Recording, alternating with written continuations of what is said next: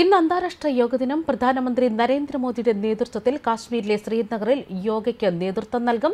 സ്വായത്തിനും സമൂഹത്തിനും വേണ്ടിയുള്ള യോഗ എന്നതാണ് 2024 അന്താരാഷ്ട്ര യോഗ ദിനത്തിന്റെ തീം. ശ്രീനഗറിൽ ദാൽ തടാകക്കരയിലുള്ള ഷെരി കാശ്മീർ രാജ്യാന്തര കോൺഫറൻസ് സെന്ററിലാണ് യോഗാഭ്യാസം. 7000-ഓളം പേരാണ് പങ്കെടുക്കുന്നത്. തുടർന്ന് 1500 കോടി രൂപയുടെ 84 പദ്ധതികളാണ് അദ്ദേഹം ജമ്മു കാശ്മീരിൽ ഉദ്ഘാടനം ചെയ്യുക.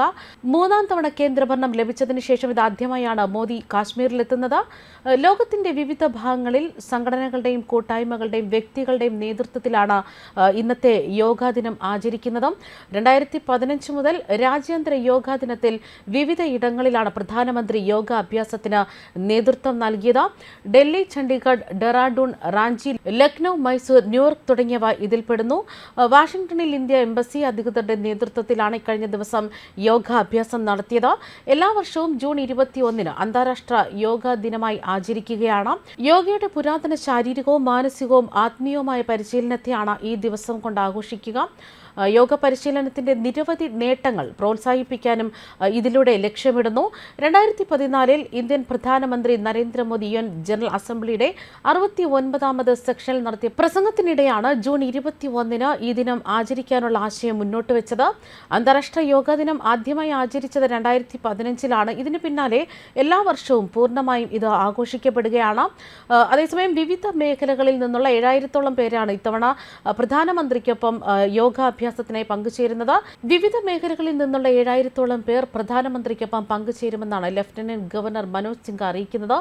താഴ്വരയിൽ പ്രധാനമന്ത്രി യോഗാഭ്യാസം നടത്തുന്നതിൽ കാശ്മീരിനാകെ സന്തോഷവും അഭിമാനവും എന്നാണ് അദ്ദേഹം പറയുന്നത്. 2014 സെപ്റ്റംബർ 27 69ാമത് ഐക്യരാഷ്ട്രസഭയിൽ ഇന്ത്യൻ പ്രധാനമന്ത്രി നരേന്ദ്രമോദി മുന്നോട്ട് വെച്ച ആശയമാണ് അന്താരാഷ്ട്ര യോഗ ദിനം. മനുഷ്യരാശിയുടെ ആരോഗ്യത്തിനും നല്ല ജീവിതത്തിനും പ്രയോജനകരമാകുന്ന സമഗ്ര കർമ്മ പദ്ധതിയായി യോഗ 193 177 രാഷ്ട്രങ്ങളും സഭയിൽ അംഗീകരിക്കുകയായിരുന്നു.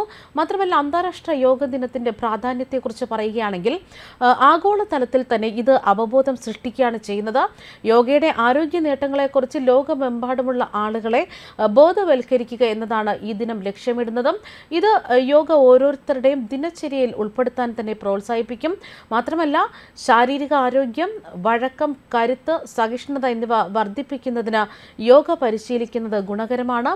നടുവേദന, ഹൃദയ സംബന്ധമായ പ്രശ്നങ്ങൾ എന്നിവ ഉൾപ്പെടെയുള്ള വിവിധ ശാരീരിക രോഗങ്ങൾ തടയാനും നിയന്ത്രിക്കാനും യോഗയിലൂടെ സാധിക്കും.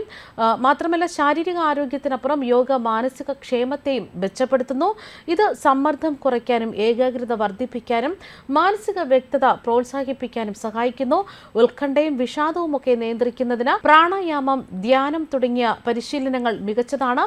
ആത്മീയതയിൽ വേരൂന്നിയ യോഗ ആന്തരിക സമാധാനം നൽകുന്നു. വ്യക്തികളെ സ്വയം അവബോധത്തിലേക്കും സ്വയം തിരിച്ചറിവിലേക്കും നയിക്കുന്നു. അവനവനു വേണ്ടിയും സമൂഹത്തിന് വേണ്ടിയും യോഗ എന്ന പ്രമേയം യോജിപ്പുള്ള ഒരു സമൂഹം സൃഷ്ടിക്കുന്നതിൽ യോഗയുടെ പങ്ക് ചൂണ്ടിക്കാണിക്കുകയാണ്. ഇത് സാംസ്കാരികവും ഭൂമിശാസ്ത്രപരമായ തടസ്സങ്ങളെ മറികടന്ന ഐക്യത്തെയാണ് പ്രോത്സാഹിപ്പിക്കുന്നത്. ന്യൂസ് ഡെസ്ക്, കർമ്മ ന്യൂസ്.